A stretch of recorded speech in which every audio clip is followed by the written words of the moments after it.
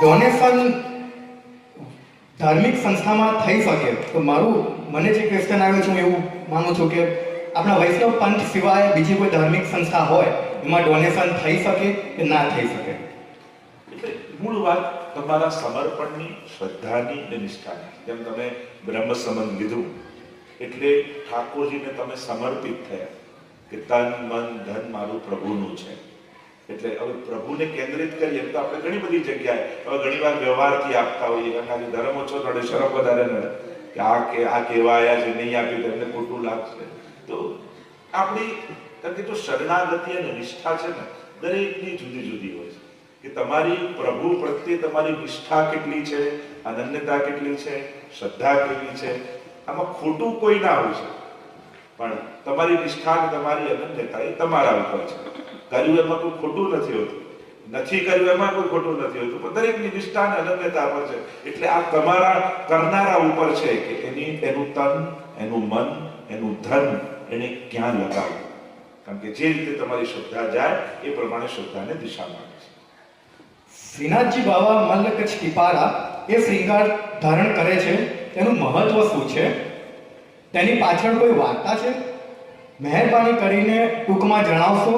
અને આ શૃંગાર ક્યારે ધરાવા?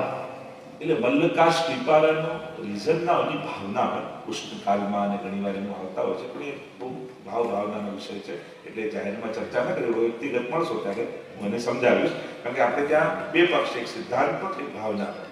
તો ભાવના એવી છે કે જ્યારે આપણો અધિકાર આપણે ધીમે ધીમે સંપાદિત કરીએ ત્યારે એ ભાવનાની ચર્ચા થાય. તો આપણે ત્યાં રીઝન નથી, પણ ઉષ્ણકાળમાં તમને એ ખ્યાલ છે મલ્લકાશ કેવું હોય કે જેમ આમ કરી ધર્યું ઉષ્ણકાળમાં નાના બાળક પહેરે એવા પ્રકારનું એક વસ્ત્ર હોય છે અને એની ઉપર મસ્તક પર ટીપારાનો શૃંગાર આવતો હોય છે. અને ટીપારાની આખી ભાવના છે, બહુ ભાવાત્મક હોય એટલે જાહેરમાં નથી કહેતા, પણ આ પ્રભુના એક પ્રકારના વસ્ત્ર છે જે ઉષ્ણકાળમાં વિશેષ રૂપે પ્રભુ ધરતા હોય છે. તિલક હાથ પર થાય છે, છાતી પર થાય છે અને કપાળ પર થાય છે. તો એવું થાય છે અને તેનું મહત્વ કે કારણ શું છે? એટલે એમ તિલક તો બારે અંગમાં કરવાનું હોય, શાસ્ત્ર તો એવી આજ્ઞા કરે છે. તો બારે અંગમાં તિલક થતું એના કોઈ વિધાન હોય છે, પ્રકાર હોય છે. તો આપણે ત્યાં દેવો ભૂતવા દેવમ યજેત, આપણા 12 અંગમાં પરમાત્માનું સ્થાપન કરવામાં આવે તિલક કરી. તિલક જ નહીં, શંખ ચક્ર ગદા પદ્મ એવી મુદ્રાએ ધરાવવામાં આવે. કારણ કે 12 અંગ આપણે ત્યાં માનવામાં આવ્યા છે પરમાત્માના અને જીવના. અને એટલા માટે 108 આપણે કહીએ એના ઉદા ભક્તિ છે અને 12 અંગ છે એટલે 12 નવા 108. એટલે સર્વાંગની આપણી ભક્તિ, સર્વાંગમાં નવધા ભક્તિ આપણે સિદ્ધ થાય એટલે 108 મણકા અને 108 નામ ને હોય છે. અને સર્વાંગ ભક્તિ કેમ ભગવાનના 12 અંગ અને નવધા ભક્તિ. તો તિલક પણ 12 અંગમાં કરવું, જેથી દરેક અંગમાં પરમાત્માનું સ્થાપન કરીએ, જેથી આપણું શરીરનું દરેક અંગ ભગવાનની ભક્તિમાં એનો પ્રયોગ થાય, એની લૌકિકતાનો નાશ થાય, એને અલૌકિક બનાવવાનો આ પ્રકાર છે. અને લૌકિક દેહથી અલૌકિક પરમાત્માની ભક્તિ થઈ શકતી નથી. એટલે સૌથી પહેલા આપણે આ ચરણામૃત લઈએ, કંઠી ધારણ કરીએ, તિલક કરીએ, ખરેખર તો એ 5 તત્વોની શુદ્ધિ કરીએ. પૃથ્વી, જળ, તેજ, વાયુ, આકાશ આની શુદ્ધિ કરવામાં આવે. એટલે કે આ પંચ તત્વ શુદ્ધ થયા, એમાંથી લૌકિકતાનો નાશ થયો, અલૌકિકતાનું સ્થાપન થયું. હવે આપણો દેહ ભગવત સ્પર્શનો અધિકારી થયો, હવે આપણો દેહ સેવાનો અધિકારી થયો. એટલે આ દેહની લૌકિકતાનો નાશ કરી અલૌકિકતા સંપાદિત કરવા માટે આ સ્થાપન કરવામાં આવે છે. પાળતું પ્રાણી પેટ્સ કેમ ઘરમાં રાખી શકાય નહીં? એટલે પાલતુ શું રાખ્યું છે? જેમ આપણે શ્વાન રાખતા હોય કે બિલાડી રાખતા, જુદા જુદા પ્રકાર છે. આપણે ત્યાં જુદી જુદી માન્યતાઓ અને જુદી જુદી પ્રકાર છે. એટલે વ્યક્તિગત નિષ્ઠા ઉપર આવે. કારણ કે અમુકને યમના વાહન કયા છે, એટલે સુતન શાસ્ત્ર જે માનતા હોય એના પર બધું છે. એટલે મૂળ વાત છે કે તમે શાસ્ત્રોની આજ્ઞા કેટલી સ્વીકારો છો. કોઈ ઘણી વાર નોન વેજીટેરિયન પ્રાણી હોય કે હોય, અને ઘણા બધા કારણ હોય છે. રાખી શકાય નહીં એવું તો ના કહેવાય, પણ રાખીએ તો કેવું રાખવું જોઈએ, કઈ રીતે રાખવું જોઈએ એની ચર્ચા કરી શકાય. કારણ કે આપણે ત્યાં તો અનેક જગ્યાએ અનેક પ્રકારથી ઉલટાના ઘણી વાર પ્રાચીન આચાર્ય તો ઘણા બધા પશુ પક્ષી આદિની સુરક્ષા કરતા ગૌશાળા રાખીએ છીએ, મદદ કરીએ છીએ. પણ જ્યારે ઘરમાં રાખવાની વાત આવે અને જે સંપૂર્ણ વૈષ્ણવી જીવન જીવતા હોય અમુક વસ્તુ ગ્રહણ કરતા હોય, અમુક વસ્તુ ન ગ્રહણ કરતા હોય. હવે એને પરાણે મારી મછલીને વૈષ્ણવ બનાવવો અને એ ખાતો હોય એ નહીં ખવડાવવું, અને કારણ કે આપણા ઘરમાં છે એમ કરીને એનું દમન કરવું, એના કરતાં ન રાખવું સારું. કોઈને પણ બંધનમાં રાખવાનો વિચાર શા માટે? ઘણી વાર એમ થાય કે સગાવાલા જોડે ન ફાવતું હોય પણ આખો દિવસ એને સાચવવામાં કાઢતો હોય, તો એ જે ભગવાને આપ્યા છે એને સાચવી લઈએ, એને પ્રેમ હું આપી લઈએ તોય ઘણું છે. સૌથી પહેલા પાળવાનો કોન્સેપ્ટ સાચો છે કે નહીં એના ઉપર ચર્ચા થવી જોઈએ કે તમારો પ્રેમ એ કોઈના બંધનનું કારણ તો નથી બનતો ને, એનો વિચાર આપણે બોલે ના ના આમાં તો બહુ સારો વિચારો ક્યાંય કઈ ના ખાય, પણ એને તે ખાવું જ છે, એ તે પ્રાણી જ છે, એ રીતે બન્યો છે. તમે પરાણેને નથી કરતા, પરાણેને પેલું કરવા માંગો છો, તમે એને ટ્રેન કરો છો. એટલે મૂળ કોન્સેપ્ટ એ છે કે કોઈને આપણા ગમે છે, આપણને મજા આવે છે એના માટે કોઈને બંધનમાં રાખવું એ યોગ્ય કે અયોગ્ય, સૌથી પહેલા એની ચર્ચા થવી જોઈએ અને પછી આપણા ઘરમાં શું રાખવું એની ચર્ચા. એટલે આ બહુ સ્વતંત્ર વ્યક્તિગત પ્રશ્ન છે કે આપણે કેવા પ્રકારની લાઈફસ્ટાઈલ જીવીએ છીએ, આપણને કેમ જરૂર છે, શેના માટે જરૂર છે, આ બધી જ ચર્ચા એની પાછળ આવી.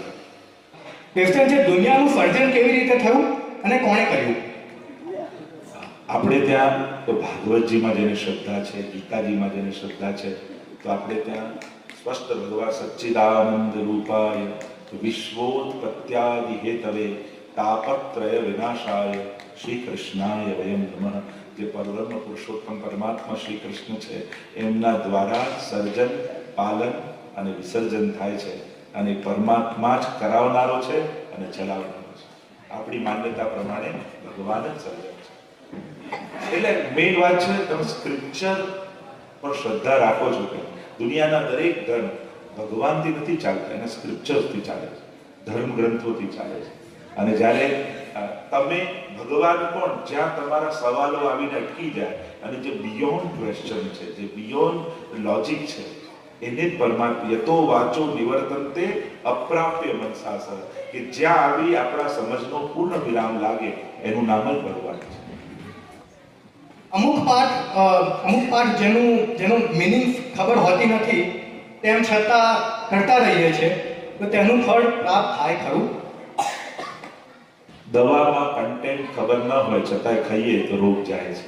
ભગવદ નામ પણ ઔષધિ ભવૌષધાછોત્ર મનો વિરામાત કૌત્તમ શ્લોક ગુણાનુવાદાત કુમાન વિરજ્યેત વિના કશુના. ભાગવતજીના દશમ સ્કંદના પ્રારંભમાં જ કહ્યું આ ભગવાનનું નામ એ ભવૌષધિ છે, આ ભવ રોગને દૂર કરનારી ઔષધિ છે. અને એટલા માટે ભલે ખબર નથી પણ પાઠને ખબર છે, ભગવાનને ખબર છે કે આ કરી રહ્યો છે. ભાગવતજીમાં પણ અજામિલનું આખ્યાન આવે છે, ત્યારે એમાં કહ્યું અજ્ઞાનાદ અથવા જ્ઞાનાદ ઉત્તમ શ્લોક નામ યત સંકીર્તિતમ અગમ પુરુષો દહે વેદો યથાનંદ. ભગવાનનું નામ અગ્નિ જેવું છે. અગ્નિમાં જાણતા લાકડું નાખો કે અજાણતા પડી જાય, અગ્નિ તો બાળી જાય. ભગવત નામ પણ એવું જ છે. ભાય ઉભાય અનખાના સર્વ માં તુલસીદાસજી માનસમાં કહે મહાપ્રભુજી કે ભક્ત દ્રોહે ભક્ત્યા ભાવે ભક્તિશ્ચાતિક્રમે કૃતે અશક્ય વા સુશક્ય વા સદથા શરણમ મરી. ભક્તિના અભાવમાં કરો, સમજમાં કરો, ગેરસમજમાં કરો. ભગવદ નામ ક્યારે પણ લીધેલું નકામું જતું નથી. એટલે અભાવે પણ કરો, ફોર્સથી કરાવો, પ્રેમથી કરાવો, સમજીને કરો, ગેરસમજમાં કરો, ભગવાનનું નામ ક્યારેક ફલે. ઉલટા સુલટા વાવીએ જો ખેતી મેં બીજ. જેમ ખેતરમાં બીજ પેલો ખેડૂત નાખતો હોય, હવે તે સીધા કરી નથી નાખતું, તાવડાવડા જેમ પણ નાખે પણ ઉગે છે તો સીધું જ. એમ ભગવાનનું નામ ઊંધું આવો કે સીધું આવો, એ ઉગે તો સીધું જ છે, એ ક્યારે નકામું નથી. એટલે અભાવે પણ ભગવદ નામ લેવું. પુષ્ટિ માર્ગને મોગલોએ કઈ ભેટ આપી છે? જેમ કે ગોસ્વામીની પદવી મોગલાએ આપી છે, તો એવી બીજી કઈ છે? ક્ષમા કરજો કદાચ મારી ભૂલ થઈ હોય બોલવામાં. એટલે એ સમયે અકબર બાદશાહ અને ઘણા બધા બાદશાહો ગુસાઈજીના શરણે આવ્યા, પ્રભાવિત થયા. આખું ગોકુલ ગામ લખીને આપ્યું હતું. ન્યાય કરવાનું ફરમાન ગુસાઈજીને આપ્યું હતું કે એ સમયે ન્યાય ગુસાઈજી કરી આપતા.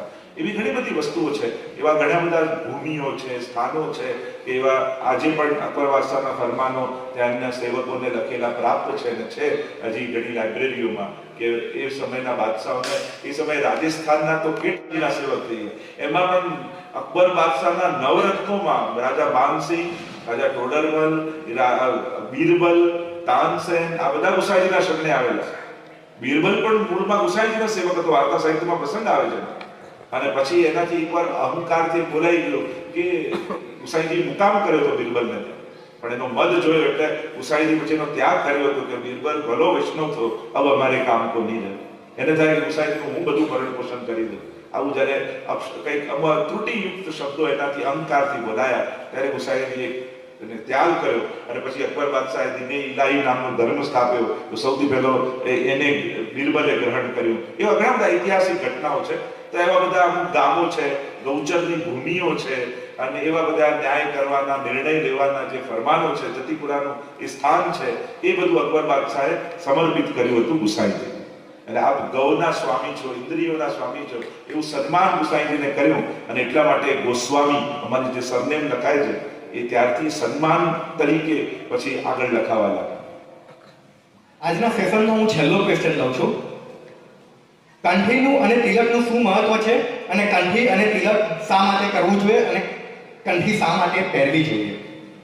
પહેલી વાત એ છે કે ધર્મશાસ્ત્રોમાં ધર્મ કરવા પહેલા કેટલાક નિયમો આપ્યા છે, અને એ નિયમો દ્વારા જ્યારે જીવની દેહ શુદ્ધિ, સાધન શુદ્ધિ, ભાવ શુદ્ધિ કરી અને પછી પરમાત્મા તરફ જવાનું વિધાન છે.